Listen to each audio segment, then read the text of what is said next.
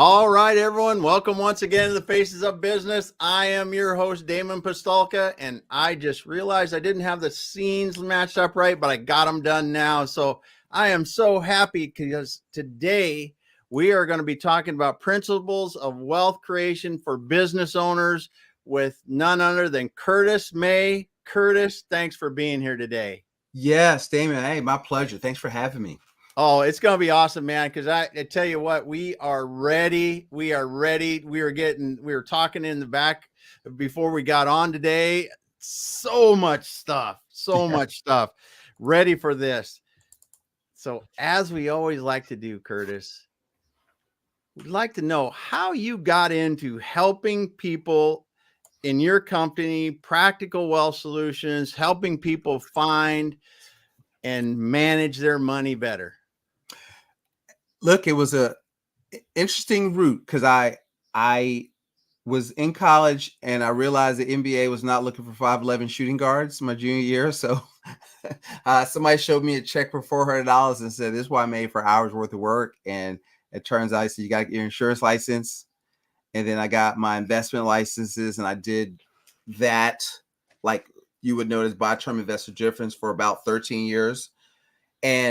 But what happened was I was passionate about helping people, about money. I've always been passionate about money. Okay. And I always tell people I never got that. People are taught, go to school, get your education, get a good job. I never got that talk. My father was self-employed. We owned a supermarket growing up in Philly. My grandfather was self-employed. So I've heard from the time I was 7, boy, you'll never make any money work for somebody else. So we employed other people. It didn't even occur to me. I thought you majored in business to go into business.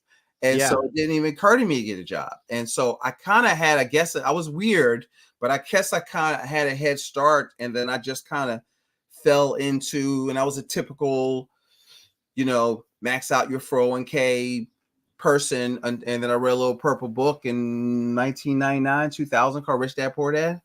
And I was like, what he's talking about and what I'm doing are not the same thing. And I thought I was doing, because I was passionate about helping people understand it. And I said, there's other ways to skin a cat. And then I'm a nerd. So I'll get into a book, and then I'll get into the bibliography. And then I read this little book called Become Your Own Banker. And then I read The Creature from Jekyll Island and Economics in One Lesson. So now I'm going down the libertarian road of Austrian economics, and just because I want to know why things happen.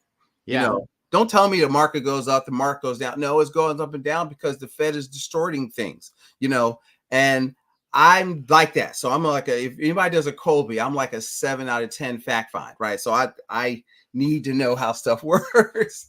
Yeah. And so I kind of got into that, and then just, living through business and, with our parents having a fire, and then having, we were in the tavern business after that, and seeing my father, bounce back and getting involved in that, and, being in a brick and mortar where you got, city regulations and license and inspections coming in, doing surprise visits and all this, dumb stuff, making payroll, looking at the guy at the bank. See, this is what people don't understand, right? I'm looking at, you got payroll Saturday morning. I'm looking at, because when someone was cash, right? So I'm looking at the bank account, looking in the safe, going, God, I hope we had a party Friday night, and we need to have a good Friday night so I can make payroll the next morning, right? And so most of y'all know what that feels like. And so I felt that I just have a passion for helping people, because I just got beat up, in that world, and I think there's a separation between money, business. People don't manage cash flow well, and I just started figuring stuff out, and I'm good at learning it and teaching it, and I just started incorporating, what pained me: marketing, not having a place to go, inefficient cash flow, not understanding estimated taxes, all that stuff. Well, yeah, one of the things that I noticed when I was going through your background, you talk about 3 ways to grow revenue in your business without spending any new money on advertising. Yes. And when you talk about financial planners, that's not usually a topic that comes up. So what are we talking about there? So what I realized, and I always tell people, I don't care if you're a pastor of a church, you're in the marketing business, right? Yeah. And so I was a big student of Jay Abraham back. So I've been in Dan Kennedy, Jay Abraham, direct response marketing. And then in studying him, he says, look, your business is your number one investment. It's not sending, this is what my belief is. It's not sending money to some fund manager you never met, right? And so there's really 4 ways to grow, right? And so what I kind of figured it out, because I've done it with our own business, is that the first way is, because I'm the guy that can talk about both. We can talk about your money, and we can talk about your number one asset, which is the business, right? Yeah. Well, how do you grow your revenue? Because that's the thing. That's the engine that drives a car. So number one, get more clients or Yeah. get more leads, lead generation. Okay.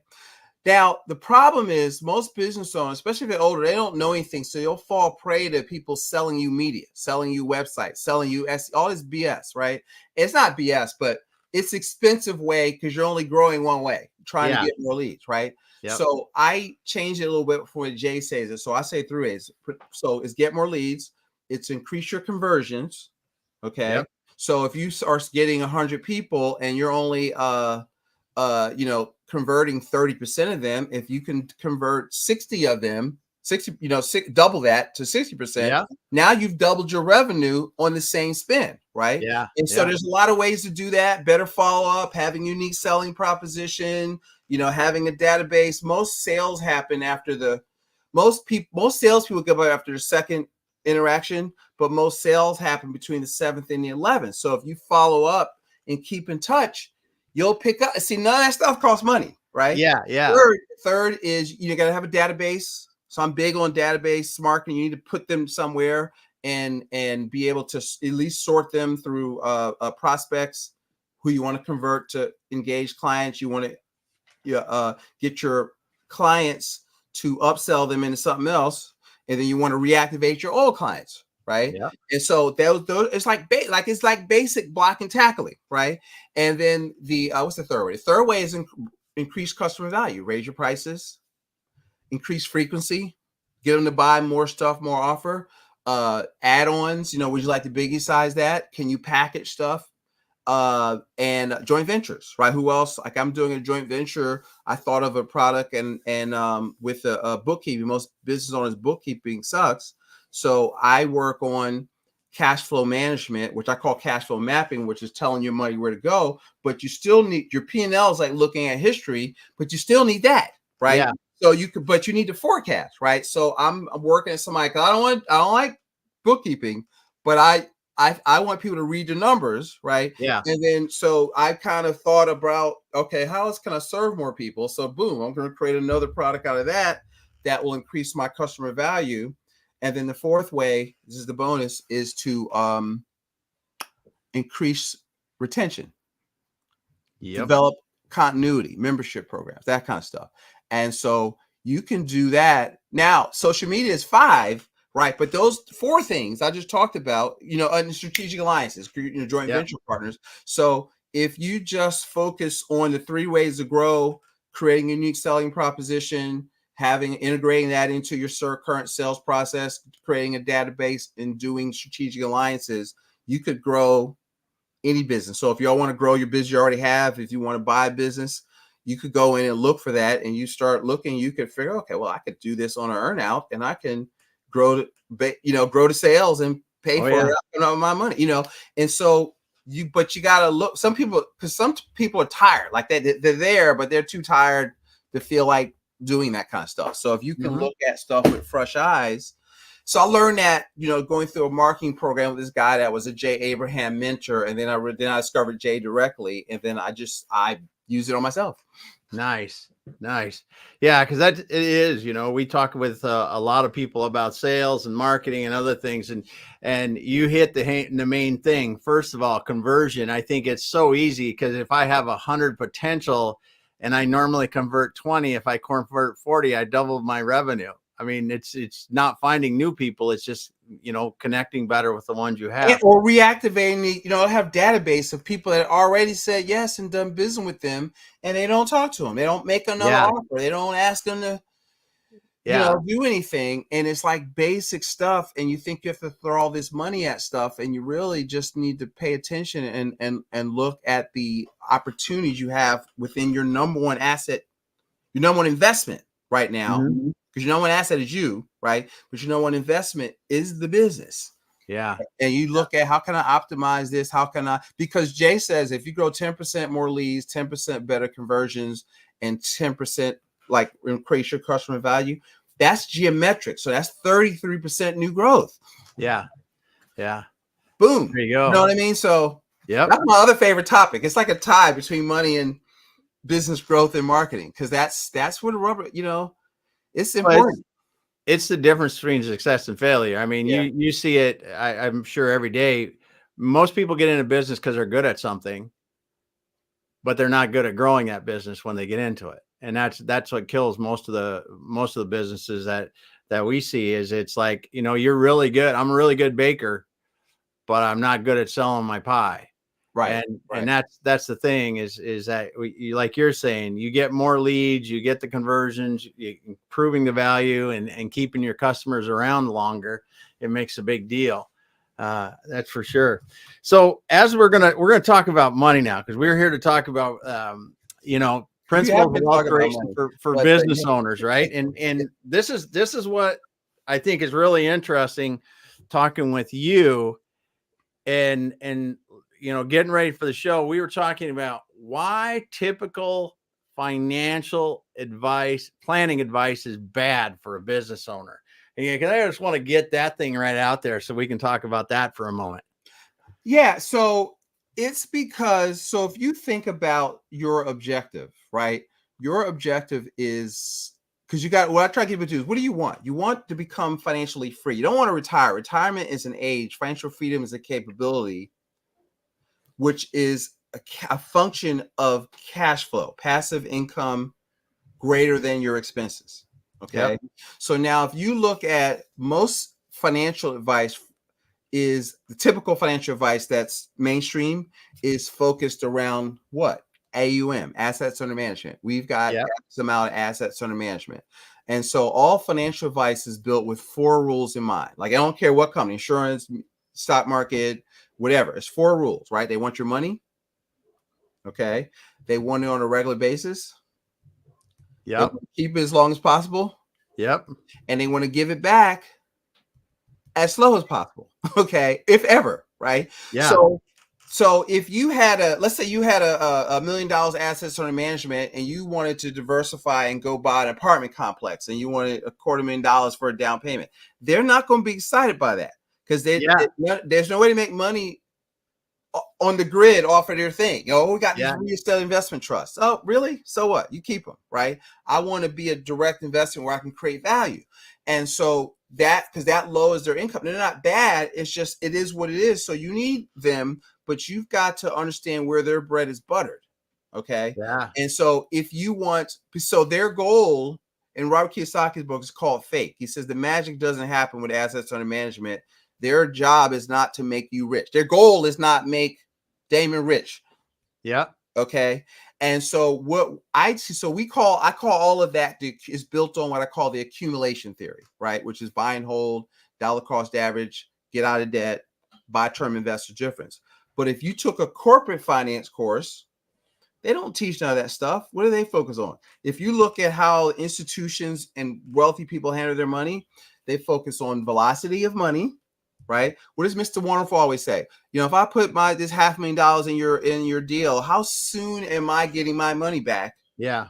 With friends, right? So, and you get it back, and then what does you do? Put it in something else, and then get it back. That's velocity, right? We're taught to buy and hold, park and pray, and hope the market goes up. Okay. And so the second, and then they focus on cash flow. So what is an asset? Income follows assets. So what is an asset? Something that puts money in your pocket without you working. So you have to learn how to buy and build assets. So gain, what's this saying in Philly? We say gain recognizes gain. So if you remember the cash flow quadrant, right? ESBI. So I's invest in good B's, business owners, right? And so if you want to become a good eye, you grow from being a business, so you can, you know how to read financial statements, you understand money, and you can tell Mhm. a good investment because you were a B first, Yeah. right? And then you want to focus on protection, like risk management, which is insurances and that kind of stuff. You don't jump out of perfectly good plane without a parachute. And then, you know, a lot of times where people are taught the rent term insurance, we teach a strategy called being your own banker. But when you look at, I interviewed this guy, Barry Dyke, who wrote The Powers of Manhattan, and he amazing research. He looks at the financials of all these big companies. Their banks, their tier one capital is made up of permanent insurance. So they rest on certainty, having liquidity and having access to capital, right? Yeah. And so they don't. And then the other thing is, if you read, so this is the nerd part coming out, right? So if you, I'll ask people, if they heard of Warren Buffett, they go, yeah. I say, well, you heard of Benjamin Graham? They go, no. Most, like 15%. Have you heard of Benjamin Graham, which is Warren Buffett's mentor, right? Yeah. Yeah. Original mentor. And he's in his book, in The Intelligent Investor, because people say, I want to invest. Let's talk about investing and see if we talk about the same thing. Okay. So in his book, an investment is something where upon thorough investigation, you put your capital where you have safety of principle and a reasonable opportunity to make a profit. If it doesn't fit that definition, you are speculating or gambling, right? So business owners will go out, do this big exit, and then gamble with the rest of the damn money. They just give it to a fund manager where, where that's not how you got rich. You got rich, Yeah. you took risks, you built a business. And last thing I'll say, Damon, on this point is that we talk about the 3 rules of investing, within our practice, right? And so this keeps me out of a lot of trouble. And every time when I interview people on our show, when I hear them, they're doing syndications, whatever, I will stop them to point out this pattern. So my first rule is invest in what you know or invest in knowing. Like if you're not really invested in knowing, you're speculating. Okay. People say, Curtis, we think about Bitcoin. I don't think anything. I'm not saying it's good or bad. I don't know, and I don't want to invest in knowing. So I don't do it. Right. My second rule is invest in what you can control. What can you influence the outcome of the success or failure of the deal? Yeah. Right. Does it cash flow? Right. Those are the first 2 rules. And my third rule that I try to operate by is don't chase returns. Where most regular people, most what I call civilians, I hate to say people with jobs, with Dan Kennedy said civilians, right? People with jobs, and so typical advice is designed for civilians, it's designed for employees, right?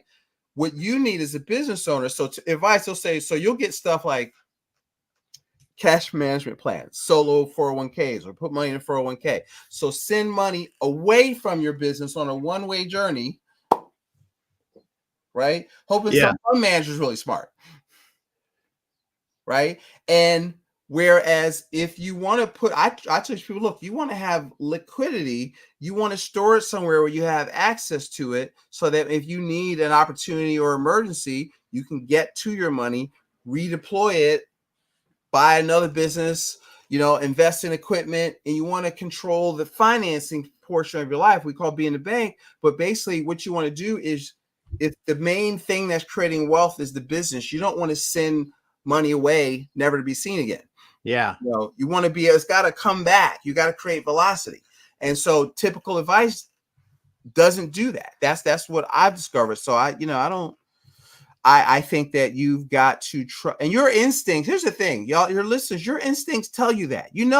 All of them know that their business is making more than the S&P. Yeah. Yeah. You put $1 and you make $2. That's 100%. I don't know. I'd rather do that. Yeah. And so that's why I say that. It's just like you got it. Your people fall into, this is what I should do because everybody else, or these people on TV said I should do this. But you're successful because you invested in what you understood, what you could control, and you didn't chase returns, because if you understand it, it's not risky. Yeah. So anyway, I just try to free people up to follow, listen to what the voice in their head, because you're your best financial advisor. It's not some fund manager and they're talking about standard deviation and all this other BS to sound important. Can you grow your revenue? Can you focus on the 3 ways to grow Yeah. and save Yeah. money? Okay. Yeah. Yeah. That's awesome. That's such, I'm just listening, man. I'm soaking it up. And I want to You acknowledge didn't a trigger couple me of, now. Now I'm fired up. that's good. That's good. Well, we got Dale Underwood. He was talking. He put a comment in earlier. Thanks so much, Dale. He said B2B. He sees B2B max manufacturers with thousands of website visitors and sub 1% engagement, and they're still trying to get more traffic. He was back to where you're saying, get your conversion rates up and things get better for your business. That's for sure. And then my friend Curtis Tompkins in here today. Curtis out there on the East Coast with you. He's a little bit farther south, but he's on the East Coast there. Huge difference between financial advice given to business owners and everyday people. Great layout provided here. Curtis Thanks is so much. obviously a brilliant guy. Just got I'm a C, he's a K, but that's all right. The same. There you go. There you go. Well, it really is interesting what you're talking about, because I've heard the principle of velocity of money a lot. And as we're working with business owners, they're generally they're increasing their wealth, right? They are increasing their wealth. They're doing it, and they're really looking for different ways. And it is amazing though how many times they get advice from financial planners. It is, ship your money off over here and we'll take care of it. And like you said earlier, when they go and they say, well, I want to invest in this real estate, I want to buy this apartment building, I want to buy this whatever farmland, doesn't matter. Those people that have that money there are going, well, what do you mean? Real estate's risky. You can't do that, right? Yeah, exactly. Everything under the sun, why you Right, right, don't want to do that. And it is interesting because it is, I like what you're saying there. Not that I'm an expert guy anyways in financial planning, but diversifying that money, but get it to where you can get it back fast and make the most money possible. And see, because financial planning is not investment planning.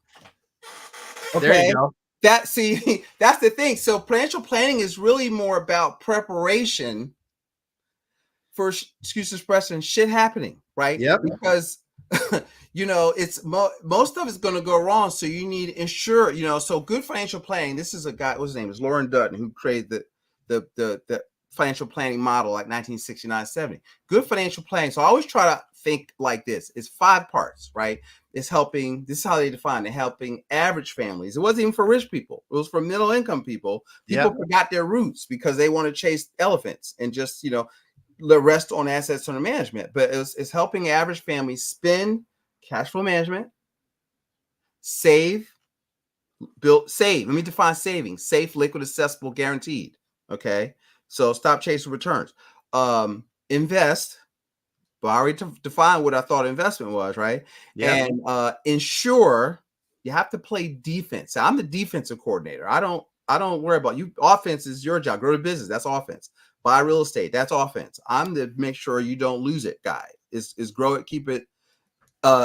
Is make it, keep it, grow it. I'm the keep it, grow it guy. Okay, so I try to stay in my lane. Although I understand it, I'd like the keep it part. So I'd lean more towards insurance protection because stuff happens. So you have to, if you think about while you're on the path to chasing the brass wing, what could happen? You could get sick. You could get a fire. You could get in an at-fault car accident. You could become disabled. You could die. You could get sued. I mean, that's not like that. Some of that's going to happen along the way. And so you have to protect against that. Like insurance is designed to indemnify you, right? Which means to bring you back to where you were so you don't suffer a setback. You got to dig out this hole. So you got to protect yourself, and your plan should work no matter what. Sick, injured, sued, down markets, up markets. You can't just have a plan that only works when the sun is shining. So you have to, it's more about provisioning and protection. Because the last time I checked, ain't nobody got a working crystal ball, So, and hope is not a good strategy, right? So I talk to people about, protection. So when we'll get into a little bit later, the 5 principles of personal finance, this is where we teach people to think about, developing a bulletproof plan that works no matter what. And so that's what I do, because it's not about investing. It's not about wealth management. Wealth management is what you do once you made the money, right? But how do you build wealth? Look at the Forbes 400. Business, real estate, paper, and commodities are the 4 asset classes. But when you look at them, it's business, real estate. Okay. Yeah. In that order, right? And Yeah. paper, and see, because paper is not just equities. Paper is what are those things that like tax liens, Yep. bucket lives, those life settlements, Yep. notes. I got a client that he don't buy the real estate, he buys the notes. And when they pay the mortgage, he gets paid because he's the bank, right? Yep. There's all kinds of stuff, but you have to, they're not efficient markets, and you kind of have to do your homework. That's why I always tell people investing is about becoming something, right? So you have to educate yourself. You have to investigate. You got to learn how to do it. And it's not easy, but it is easier than being broke, right? It is. So I kind of, so some people don't like me because I tell people, look, it's your money, ain't Curtis's money. It's not, and so it can't be more important to me than it's to you. So I give homework. You got to read books. We're going to talk about it. I'm not probably going to give you a direct answer. What should I do? I don't know. What do you know? What do you like? What's the objective? So it's going to get 3 or 4 questions. But the difference is what people say I do for them is I empower them. I change how they think. And we have a conversations, because at the end of the day, you need to be the captain of the ship. You can't just like defer decisions. People want to defer decisions because they want to blame somebody if stuff doesn't go right. Yep. I think that, well, and there's a lot of financial planners that are ready to take that on. I mean, and will defend it to the end, right? Because they think that's their role, to just take that right off of your plate. Don't worry about it. We're going to grow your money, whatever, like you said, ship it away, and they'll grow it at their whatever rate that's they're trying to do it, and hope that it does. Where has that ever worked in anywhere else in your life where you've outsourced it and it turned out good and you abdicated control, responsibility, and knowledge? That doesn't work anywhere. I love it. I just had this conversation with someone that said, hey, we should outsource this part of our business. I said, yeah, then where's that knowledge go? Yep. That knowledge, I mean, that knowledge is so critical, especially in a business, or, so in life it is as well. That financial knowledge, understanding how to invest your money and really grow it the way that you want to. Yeah, good stuff. So, good and like those are friends of mine. I know some of the top people that are wealth managers in my company. I'm just saying that what I do is I put this message out there and it resonates with a lot of people, because I'm just letting them know, because they're thinking it, but I'm just letting you know, no, you're not crazy, right? You're thinking right. And I just let them lean into what they're already thinking and just try to build some guardrails around that. And, I want to make sure you don't lose, because see, most people are chasing returns, but there is more opportunity. See, if you want to create maximum wealth, you have to create maximum efficiency, right? You got to stop giving money away. And so most people are chasing returns, but there's more opportunity in minimizing the losses, right? Into identifying and eliminating wealth transfers. Most business owners will give away $3 to $5 million in their business working lifetime. Money they don't have. A transfer is money that's leaving your asset column to, let's say, if you pay a tax you didn't have to pay.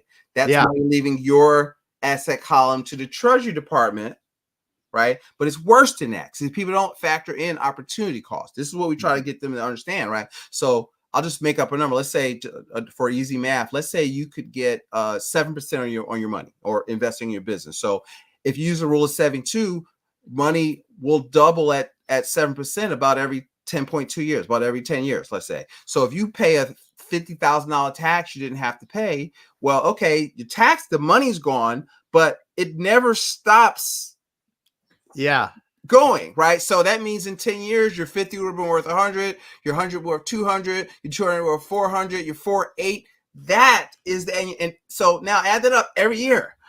Yeah. And that's just one, right? It's there's like 10, but let's say there's 6. How you pay your mortgage, taxes, how you fund retirement plans. Okay, putting your money in a straitjacket because you want a SEP.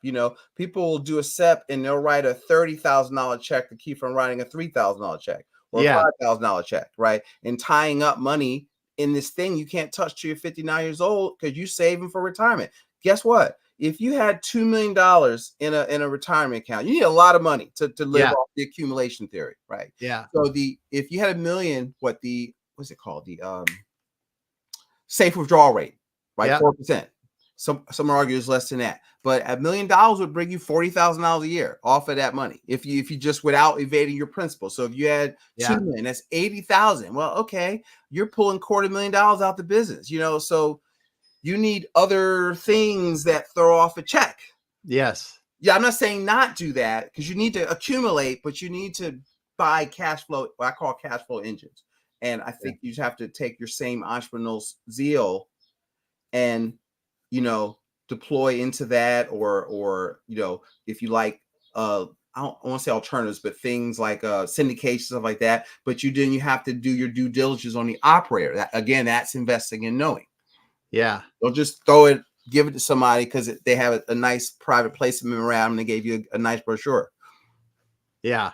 Yeah. That is one of the big things that you really got to look out for, those opportunities that you don't know about, right? Because that can be really costly. That's for sure. So you brought this up a little bit, but let's talk about cash flow mapping. What are you talking about there? Because that sounds pretty interesting. So what I'm known for, what I like to be known for, is really helping people get control of so we have a program, and so I'll give you a similarity.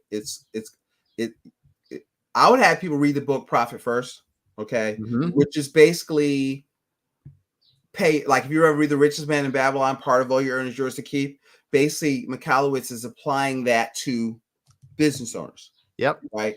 And so, just bucking, and this was game change for me because I've been doing this for like 4 years. Right.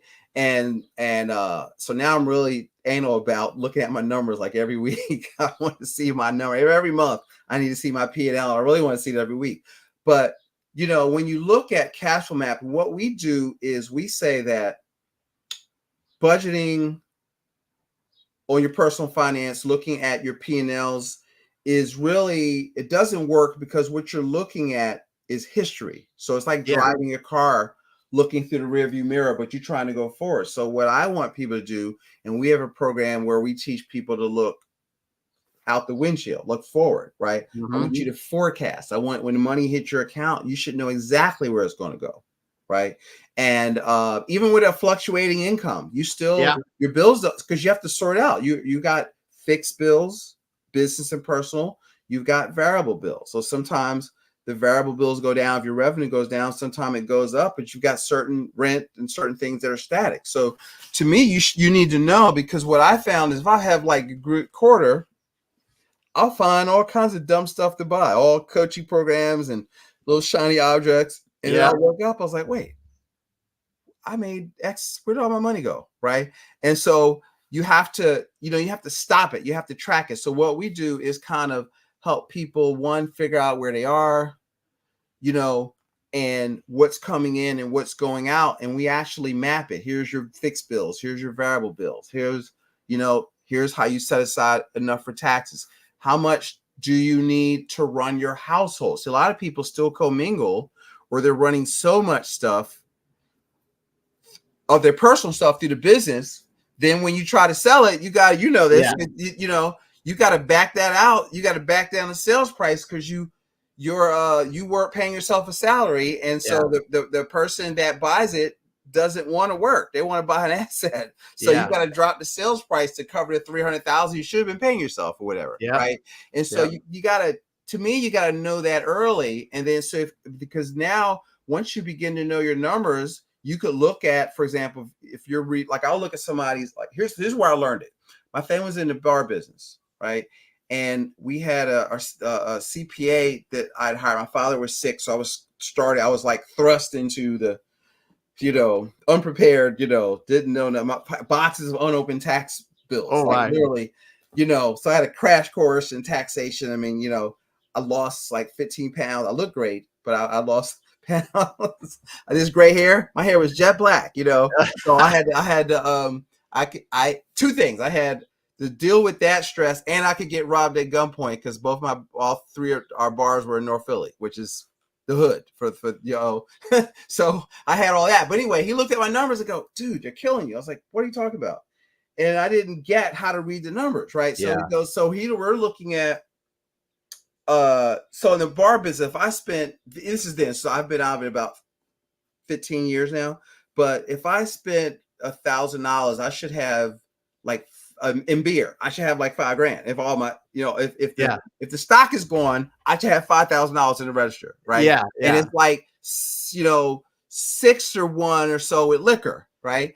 And so he was looking at our history made this week. Here's what you spent in liquor and beer, and they weren't adding up. And it jumped out at him like that, and I didn't know what he was talking about. So I went, being a 7 out of 10 fact find, I went all in on inventory management, understanding the numbers. And I think a lot of times, we grew up in retail, so theft, internal theft, the delivery theft is a big thing, and that kind of stuff. And I think a lot of people don't know their numbers. Like you look at the P&L. And you can look at it and say, all right, well, how much you spend on marketing? And they don't, or they cut it when things get tight. And you wonder why you're not making money. Well, you're not selling anything, right? Yeah. And so, it's like, that's what I mean. You can look at stuff once you really know the numbers and you know what leverage you need to pull. And that's why I said so much opportunity in managing the business. So with cash flow mapping, we're trying to, one, get a handle on what's coming in, what's going out, making sure that you're stopping enough in it so that you build wealth from the business, and buy other assets, because if you sell the business, you're still supposed to be rich, right? Yeah. You want to build other assets that kind of offsets. You want to build passive income, great expenses. So if you can buy other assets, real estate, complementary businesses, then now it takes the pressure off because you've got more than one way to make money. Yeah. And now whatever you make from your primary business, just running up the score. Yeah. Yep. So that's what we're trying to do with cash flow map, and then keep your lifestyle in check, because so you can whip Parkinson's law, right? Expenses rise and meet income. Yeah. Well, I always laugh because we do work with some construction contractors, right? They are notorious, man. You can see how the construction business is going because there's a new boat, there's new UTVs, there's new cars, whatever it is, it's coming out as soon as I was watching this to YouTube the other day. A Ford F-150 is like $112,000. Yeah, yeah. Yeah, they're 100,000 plus. Oh my God! That the tractor trailer used to cost 50,000. Now that's a Ford F-150. Yeah, yeah. But I need that because I got to have all this stuff, and it's got a multi facet thing where I could open up the trunk. Okay. Yeah. That's so real quick. James Kunkel, thanks for stopping by today. Appreciate it. But it's so funny because you're going down the road that I think a lot of business. I love this cash flow mapping. I mean, we preach in and out that if you don't know how you're doing every week, you don't know how you're doing, right? Yes. And it's so important, and it's not just how much is in the bank. I mean, I about threw up. This has been a lot of years ago. I was in North Dakota in the oil fields, and this was a $50 million company. And I'm not kidding you. The owner of the company told me they were doing good because there was a lot of cash in the bank. That's as good as he knew the financials were going. And I'm like, but it's really important for people to, as you said, educate themselves. And I don't mean to make fun of that situation, because that's not something to make fun of. That's a serious situation, because there are so many moving pieces in a business. Like you said, in a bar, you should know if I spend $1 on something and I should get $5 in return. That's a good thing to know every week. I spent $100 in beer and I should have 500 in the till. That's a super important thing to be able to do, because those simple things is what will save you in the end. It's not the humongo calculation that's doing something. It is these simple 2 or 3 things or 5 things that you can look at in your life, your business every week that will save you. Yeah, the prices are too low. They're not. They're one of my clients is a big contractor here in my area, and he says that most of these guys go out of business because they don't price their stuff right. Yep. They price it enough to get the job, then they take that money and go finish the other job they underpriced. Ooh. Ooh, that's tough. So, right. So I've seen it. So it's like, because I got real friends that are like really in business, so I Yeah. didn't come out of corporate, Yep. and I remember I was in school, I was a business major, and I only had one professor I liked because everybody else appeared to be reading from a book, from the textbook. And, you can tell when it's coming from here out, not from here out, where you could feel it, and I realized I could have learned more from my dad and my grandfather than I could have learned in school. Cause people don't understand. One time I was maybe like 11 and it was July and he had an order of, I remember seeing the price on, so ice cream they just got from the people. It's July. So it's like, I don't know, 99 degrees and the freezer's not working. Somehow the freezer malfunctioned. So he's frantically trying to get the freezer working. And I'm seeing $1,300 melting on the floor that he just bought, that you can't get it back. Yeah. You know what I mean? And so people don't understand it. You have these politicians. I'm not going to go there too hard. But one time I was in speaking down in Delaware at the city council. So, and it was a financial literacy week. Somebody asked me to come speak there. And I got into this discussion, let's just call it that, with the one of the city council people there. And she was running for lieutenant governor, I think. And somehow we were talking about something and she said a trigger word for me, which is minimum wage, right? And I was like, are you kidding me? And something about these big corporations downtown. It's like most of these companies that you see, these big buildings in Wilmington owned by the banks, that's not the real world. Okay. I said most people are employed by business of 75 people or less. Okay. And do you want to come up with stupid stuff like I got to pay you because you need leave because your wife had a baby? But I see you wanted to get paid. Now I got to hire somebody to replace your ass and pay them and then pay you because you need time off? Or you want to raise minimum wage? Well, I said, look, minimum wage. I went in on her for, somebody had to like, all right, Curtis, you got to calm down. I said, what did I say? I said, I said, most politicians, she corrected me, public service. I was like, whatever at this point. Now I'm hyped.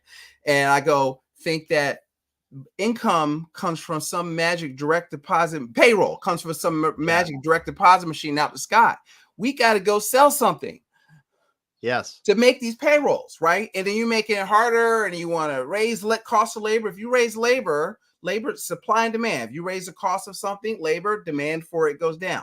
And you're going to raise minimum wage, it's going to cause higher unemployment. I like, that's basic, but it's not basic if you don't understand money or you don't understand how the world works. So you just got, policy because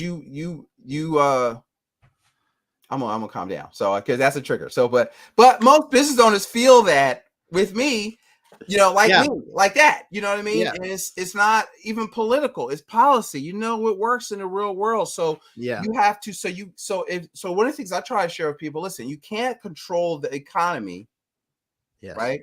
But you can control your personal economy, right? Your production and consumption as a family, as a business, and you gotta protect what you can protect. If you think there's inflation, well, what does inflation benefit? And you got to see that coming and position yourself in front of that. What assets can I buy, or what can I do that where inflation helps? What other business can I buy? What other people can I joint venture with? And I think that we get in our own little bubble, but you got to kind of run what I call a West Coast offense when it comes to your money, right? You got to spread the ball around. So I just try to get people to think, and we work with people, just try to encourage them. I try to always challenge my thinking. So I read a lot, and I try to, have discussions with our people about their money. We deal with cash flow. I deal with, principles, which are, we just teach people the principles, right? So I don't worry about the markets. I can't control that, but I can control if I save 15, 20% of my gross income, my first principle. We could control maximum protection, which is protect your stuff, protect your income, protect yourself from liability, protect against your death, have trust and stuff. That's my second one.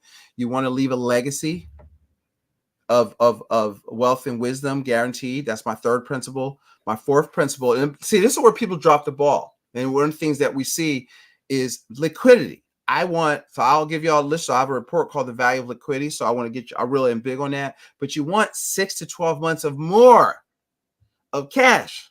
Yep. Stuff happens, right? Or if nothing happens, why is Buffett? We talked about this before we recorded. Why is Buffett sitting on $185 billion? Because well, I'm sure he has great peace of mind. Because it's not just sitting on cash; he's got treasuries earning 5%. So I can teach you how to do the equivalent of that, right? And then when you see something, you can access your capital, buy up a competitor, expand something. So you want to look for it. You don't have to stay fully invested all the time. Mm-hmm. You know what I mean? And then the fifth principle is focusing on velocity, not just on capital gains. Most people are buying low, hoping to sell high. And then what we try to teach our people, I try to train I talk for me. I'm trying to train myself to look for opportunities to make money, whether Curtis gets out of bed or not. Because I'm a really good beach bum. Yeah. So yep. And that's good. The velocity is really important because, if you invest $1 and you can get it back tomorrow, you can invest it again, like you said earlier. And then pretty soon now I've got a couple dollars and it goes a lot faster. So, and that's it. And so we're taught the typical advice is the opposite of that. It's like leave it on the shelf. Let for it grow 20 a little years. bit. Yeah. And so or you get the opposite advice. So you're taught one thing, but you're taught to buy and hold, but they're micro trading on the millisecond. Okay. You're taught to accelerate your debt. All you're doing is creating cash flow for the financial institutions so they can velocitize it and loan it to somebody else. So you got to see both sides of the game. Yeah. Yeah. Good stuff. Good stuff. Well, Curtis, it's been awesome talking to you today. If someone wants to talk to you and learn more about Practical Wealth Solutions, what's the best way to get a hold of you? Well, one, I tell you, listen more for the madness is Curtis to make sure you want to talk to me. But so and listen to our podcast, the Practical Wealth Show on YouTube or iTunes. Okay. I encourage you. I have a lot of content out there about this kind of stuff and kind of the theme of wealth outside of Wall Street. Okay. And then personal finance. And then you can go to, if you're on Instagram, you can go to what's that thing called? Or on YouTube, it's called a Linktree. Yeah. Linktree. Linktree.